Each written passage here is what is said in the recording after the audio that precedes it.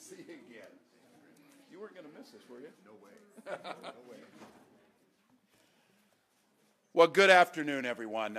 Thank you for taking some time on this beautiful day to come up here.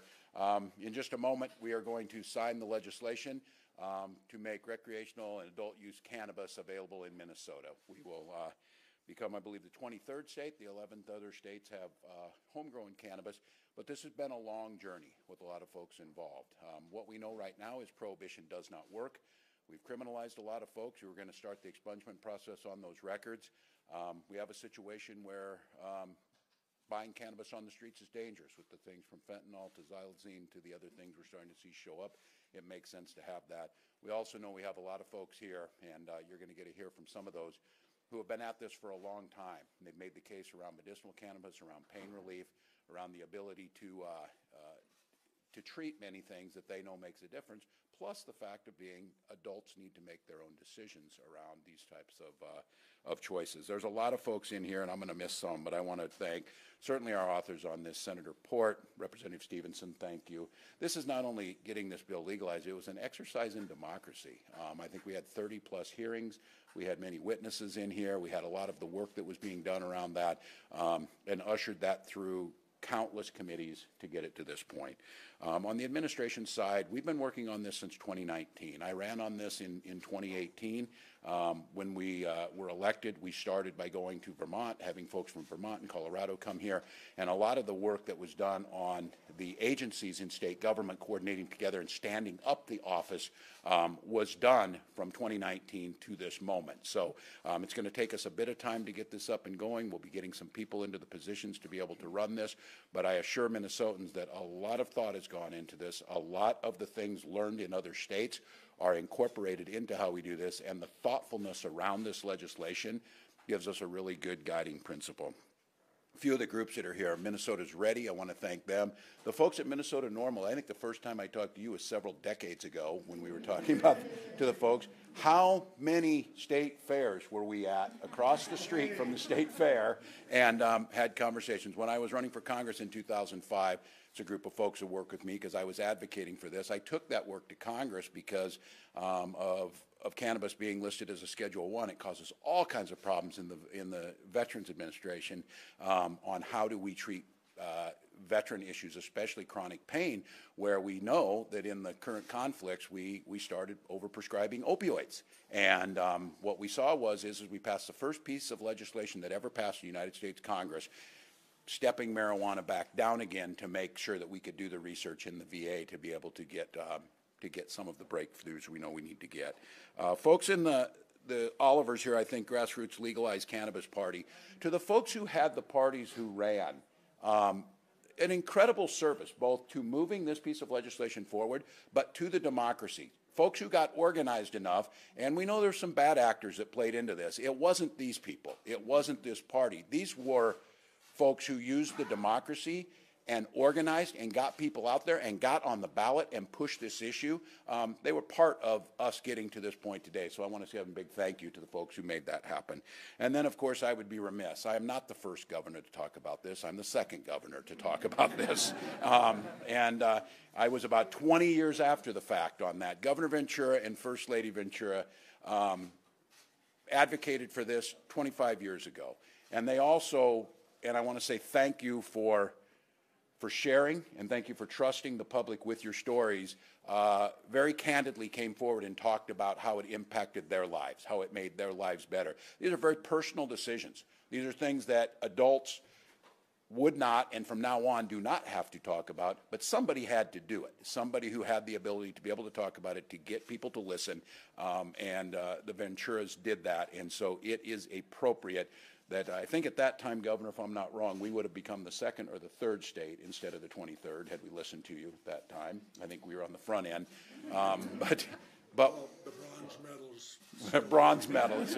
So we're here. But it's a good day, and I assure people as they're listening out there, prohibition has not worked. we need to put things in place that are safe. And for those who make the comments, we're certainly not advocating for our children. We're trying to make sure that there is a regulatory regime put in place. There are processes put in place. There's the ability for adults to make those decisions without criminalizing them. We know what the products are that are out there, and it just makes for a smoother market. Turning your back and pretending a problem doesn't exist, and for those who bring up, what about this, what about that, all of those things are happening right now. What this is meant to do is to try and reduce those facts, to reduce those chances, and to make cannabis and adult use cannabis safe and legal in Minnesota. So I'm proud of the work that was done here. This seems like a long journey, and I'd be remiss if I didn't bring up the fact that this is. We've got folks here from our tribal leaders who are here, to others who are going to see the opportunity for another agricultural product to create wealth. We've got United Food and Commercial Workers here who are going to work on this. They're going to need people to grow this. You're going to need people to process. You're going to need people to transport.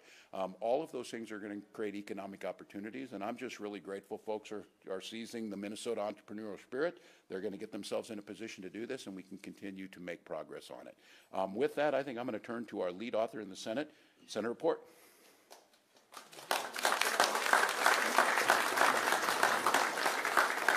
Thank you, Governor.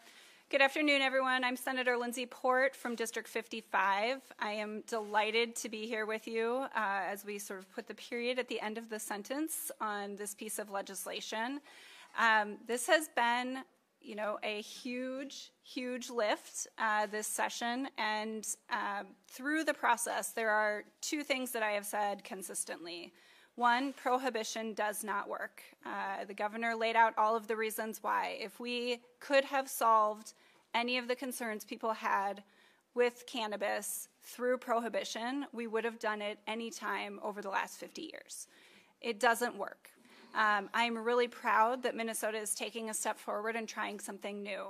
And we're trying it in a way that is unique to Minnesota, that really delves into the realities of Minnesota, that looks at entrepreneurial spirit, that looks at reinvesting in communities that have been harmed, and most importantly, that puts front and center in this legislation the expungement piece to make sure that we are undoing some of the harm that we have done as a state through the prohibition of cannabis.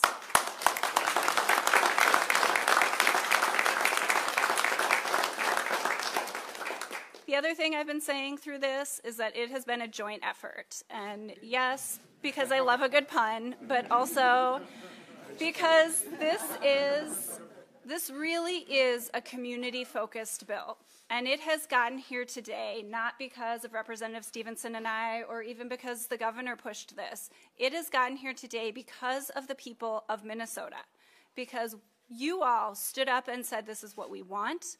We are ready for this. You organized through patients who needed medicinal marijuana. You organized through veterans, through farmers, through hemp growers, through retailers.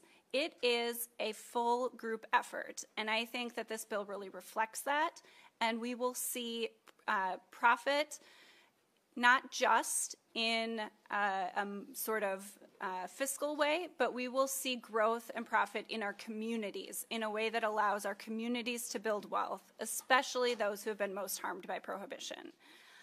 Thank you so much for coming. Thank you for covering this bill, for, you know, understanding the huge step that we are taking and what this will mean, particularly to communities who have been most harmed.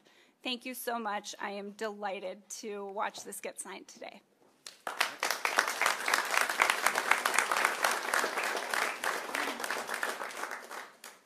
Good afternoon. I'm Zach Stevenson. I was the House author of this legislation. Thank you, Governor, for your support in signing the bill today. And while Minnesota might be the 23rd state to legalize cannabis, I think we've passed the best bill in the country that Minnesotans can be really proud of.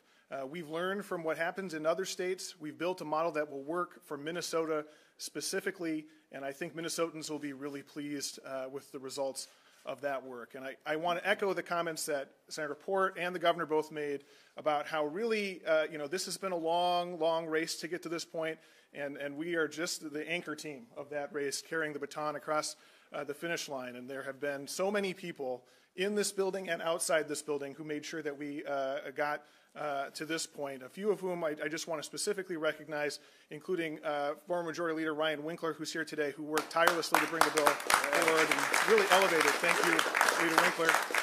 Also, the intellectual godmother of the bill, Chair Aisha Gomez, who's back here, who's big in writing it. But there's a risk in naming specific names of people you're thanking, because inevitably you forget a lot of people who are really important. And so I'm going to stop there, but just say that countless legislators have touched this bill. Actually, I'm going to name one more, which is Representative Jess Hansen, who has worked so hard on this, both inside the legislature and outside, to make it happen. But we could continue with this strain all afternoon, naming people who worked hard inside this building and outside this building in ways big and small to get us to this point. I was asked this morning by a reporter, why did you take on this issue? And the answer is, it was the issue that I was hearing about from my constituents more than anything else when I was out door knocking.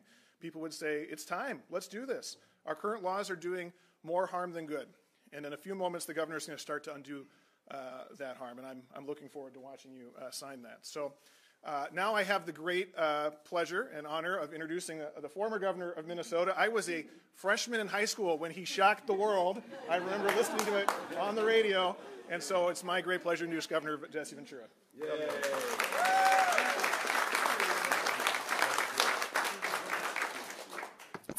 Thank you. On behalf of myself and First Lady Terry Ventura, this is a huge day in our family's life because prohibition will now end.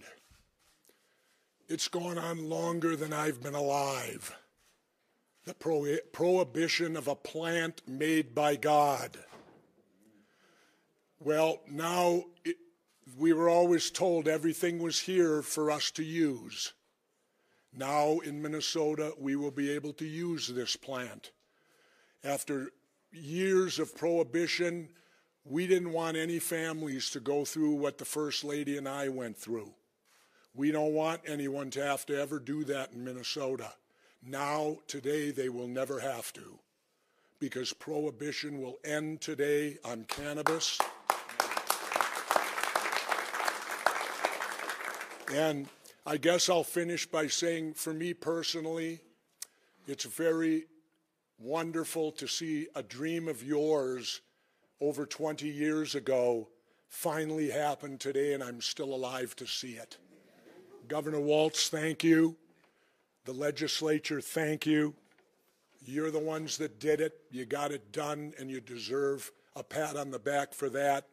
And what press conference would there be if Jesse Ventura didn't leave with something said controversial, right?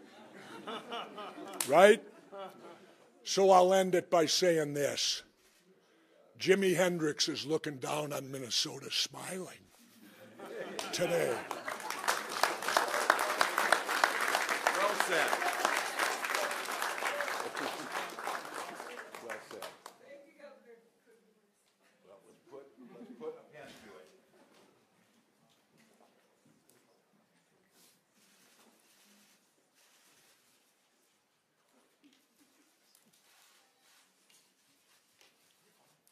Lots of people to thank, so lots of pens. I thought you'd be signing it with the meetings, Governor. We really started something at the Prince signing. Purple ink was the thing. Yeah, I remember that.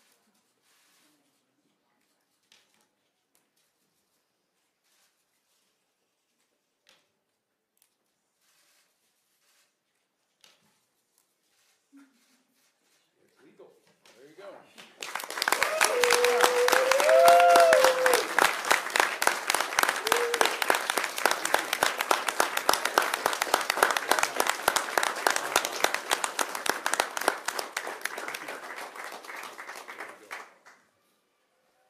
Well done.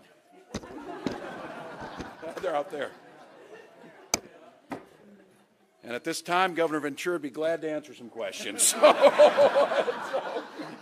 fire away. What did change in 25 years since you Yeah. became governor, and you were talking about this at the state fair when you were out there yourself? What changed? I think it probably was simply a case of education, of people becoming educated more and not listening to and watching performances like Reefer Madness on TV and things of that nature, the propaganda that went on about cannabis all these years and everything about it. I think it's basically the people of Minnesota especially have been educated now, and they understand that cannabis, all drugs and all forms of things have an upside and a downside to them, but cannabis's upside is so much, much more and good than any downside. And so for me personally, it was just something I've always believed that it was wrong for cannabis to be against the law. And I felt that it needed to be said 20 years ago or 25 years ago. The attempt needed to be made. And one thing you learn about our government, it doesn't move quickly. So for it to happen within 20 years is actually quite quick by the standards out there. From what you've seen of the bill, are you convinced there's enough that's going to be done to keep impaired drivers off the road? Impaired drivers are out there right now. It isn't going to make any difference one way or the other that way. Impaired driving, you've allowed alcohol all these years. We tried prohibiting that, and to my best knowledge, my dad told me about it. It wasn't very successful. Prohibition has never worked. Never in the past has it worked, and it's not going to work in the future. And so certainly you should not drive under the influence of anything. It's that simple. You don't drive under the influence of anything. Governor, where does this stand out in your legacy 20-plus years later? The domestic partner benefits, light rail, nonpartisan judiciary. Where do you put this in your legacy? Oh, I don't put it there, you do. Haven't you all missed that? No, I don't look back at a legacy and say Jesse Ventura. I was a spark that brought a thought to the table. And it took many years of diligent work by legislators, governors, Governor Walz especially, to reach this point today. And nothing, in government you learn nothing happens overnight. You know, it really doesn't. Governor Walz, what of this is going to be the most difficult for your administration to convert on? To do, To bring into, yeah. what aspects of this law are going to be? I thought you were going to ask me a question about acting or wrestling or something, so I felt like we were trading positions here. I do think that making sure that the licensing piece of this, and I think you've seen this, we've got folks here from the Department of Agriculture, folks here from the BCA who will be working on the expungement. I'm feeling confident about it because we've had 4 years and we've had these other states to look at it. I think it's standing it up to make sure, and I feel really good about the regulatory regime. You've seen that even though in kind of a short fuse on the gummies and things, we've been able to catch the bad actors in that if they're trying to sell that shouldn't be out there. I think that's a piece that I feel confident about. I think it's getting folks licensed out there. I'm really just grateful. The thoughtfulness that went into the bill about making sure we've got good local partners in this, that is a really important piece of it. So I think we can do this. We've done it before on other things. We have a regime that's even more complex around alcohol right now as it stands. So we'll be able to do it. And I have to tell you, for some of you, to get the fuller story on this, we've got folks here from White Earth and Prairie Island and others. These folks have been looking at this for a lot of years too and are kind of on the front end of how to make this work. And I had the chance to tour up in Monoman, incredible facility that's going to be on the front end of this. So I think our partners will make this happen. But I think it reassure. Been on for a long time. And I think making sure that we're able to coordinate across state government, again, I tell people who might not think that this is a signing and now it happened, it's been years and years of work planning for this day inside state government. Governor Walz, could you talk about the expungement element of this and how important that is to the bill as a whole? Yeah, it's important, and this is where the black community is knowing this. So we know what the statistics show, that the chances of someone being arrested or being incarcerated around cannabis was much greater if you were a person of color, if you were in the black community. We'll start on the misdemeanors, the petty misdemeanors will start early, but I think I heard Rep. Stevenson's talking this morning. We've got 50 years of folks that we've been arresting and getting records on them. It's not going to unwind immediately, but we feel a sense of urgency around that. We'll start that process this summer and get moving on that and get folks' records cleared up. And I think this is where Minnesotans, you know who you are out there. If you had one of these at one time or whatever, keep a track on this. We'll make sure we get those things expunged, get them out of the records. But I would argue for many folks up here, myself included, this was a really important piece of this. We really made life tough for people. And I heard it in front of the pardon board countless times. People who are 18, 19, 20 years old who had a conviction around cannabis who have lived exemplary lives and were simply trying to be licensed in, whether it be a nurse or a teacher, a police officer. They were trying to do these things, and that was keeping them from being able to do that. So I feel really positive about this piece of it. Many up here, that's what they were fighting for. Representative Stevenson, would you be able to talk a little bit more about where and when cannabis can be used as far as the terminology in the bill? Yeah, well, I think most of the effective dates are August 1st this summer that are relevant to people. So starting on August 1st, it will no longer be a crime in Minnesota to possess up to 2 ounces of cannabis outside your home or up to 2 pounds of cannabis inside your home. And that's also when it becomes legal to grow cannabis at your home, up to 8 plants total, 4 of which can be mature. That's also when a lot of that expungement work really will kick into a high gear in the height of the summer. And then, as the governor said, there's a lot of work to be done standing up the marketplace, making sure that we have all of the regulations and rules to protect people's health and safety and consumer protections, all the benefits that a legitimate marketplace offers. That will probably take 12 to 18 months beyond that before you see retail locations open right away. But the change will be starting sooner this summer. Representative Stevenson, can you address the seed issue? People can grow plants at home, but it's technically illegal to bring seeds over state lines. How do you reconcile that? How does that go up?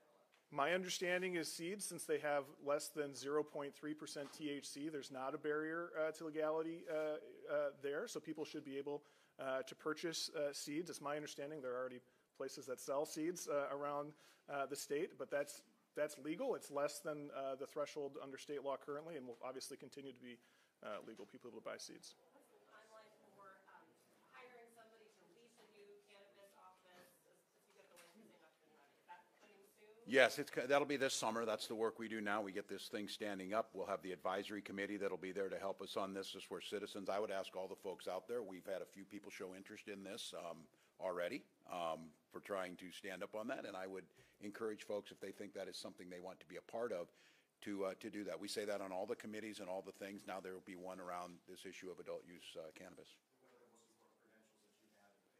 We haven't put it together yet. We'll put out the job description on this and get it out there. Folks will apply for this. You know, there'll be a big skill set here of running an agency, working across agency from Department of Health, Department of Agriculture to BCA, people who can manage those groups. Can I ask one of the sponsors a question about edibles? You did bring the edibles industry into this bill. What happens with them, say, tomorrow or the next day or this summer? Sure. There is a part of this bill that puts into place temporary regulations as we're setting up the agency before the agency is in charge of rulemaking and things like that. So those regulations go into effect in August with everything else. And it really is critical. What we've seen with this industry so far is, as it was legalized last year, it's sort of been the Wild West.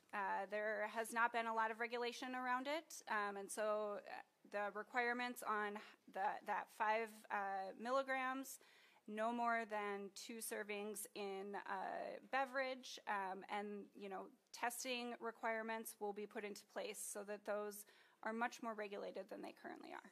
When can you legally use it? I know what's happening now. I mean, the edibles, the low-dose edibles are still are legal, continue to be legal, but then August 1st. Governor Walz, will you take a stab at the legacy question? You've had a lot of historic bill signings this session in your second term. Where does this stand in context? Yeah, I'm kind of with Governor Ventura on this. I think legacy's written by others. I will phrase it a little differently, but I think that's right. I think it's important because I think listening to so many, if you're out there doing this, you heard this overwhelmingly. And I remember I got asked, Tom asked me at a debate in 2017 about it, and I had already been supportive of this. I think it's about following through, and I think the legacy that you create is if you're listening to constituents, you're doing the things that improve lives or have the opportunity to impact them positively, those things will get in there. I just like the idea with this legislature, and I saw Senator Dietzick came in and Speaker Hortman. I know as far as, for me personally on this, I will never speak about things we've done without mentioning their names together in this because it has been a partnership with an incredible legislature, and I think it's important. I think I said in January that the era of gridlock is over. This didn't get done just because of gridlock. This didn't get done, and I never for the life of me could figure out with right-leaning libertarianism what the deal is with more government over, trying to regulate what you can do as an adult. So I think one of the things this probably plays into is breaking down that idea that gridlock is the way things are and that stuff can actually get done. That's what we promised you. We promised in November we'd get stuff done, and a lot got done. Any prospects that you should put involved in the legal market? Well, I'm sorry, repeat that. Any prospects that you should put involved in the legal cannabis market? Any prospects of me? What getting involved as far as recreational? Oh, I don't know. That's down the road. But I would like to make a statement for all of you that's on another subject. I just returned from Mexico. I went down there 30 days ago and returned now. It took me 3 seconds to drive into Mexico. It took me 3 hours to drive into my country. And I burned 70 miles worth of gasoline waiting to do it. Think about that at the border for a minute. Governor Ventura, on another topic, I know you love this law. Your thoughts about license tags going on? Well, my thought about license tabs is the same as it's always been. I can't figure out why they need a 7-year sales tax on your car licenses. It should be a flat rate. You're buying a license to drive on the roads. It should have no bearing on the price of whatever you're driving. So you got my political position there. They made sure to change that within a year after I left, so it doesn't fall on these people. It falls on people about 16 years ago. I'm not forgetting that, Tom. so this is your life to do that. It's an opportunity.